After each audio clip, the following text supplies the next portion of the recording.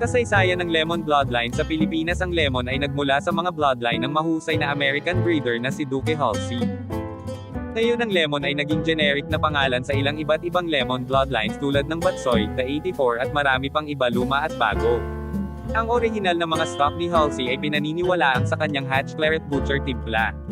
Bagamat si Don Amado Araneta ng Maynila ang nagdala sa Duque sa Pilipinas, ang mga Negros breeders ang nagtagumpay sa pagtatakda ng iba't ibang lemon bloodline. Ang mga limon ay kilala sa katalinuhan at kakayahan sa cutting. Mabilis at diretso kung pumalo. Karamihan sa mga lemon bloodline ay yellow-legged.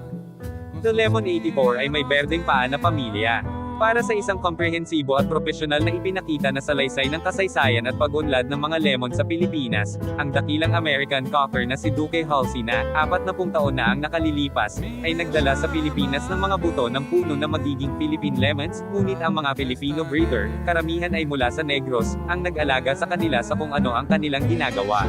Noong 60s dinala ng mahusay na American breeder na si Duque Halsey sa bansa ang Lemon Hackled Red Battlefowl na ginamit niya sa pakikipagkompetensya sa ngalan ni Don Amado Araneta at anak na si George Nene Araneta. Karamihan sa mga battlefowl na ito ay mula sa timpla ng Butcher Hatch Claret ni Duque.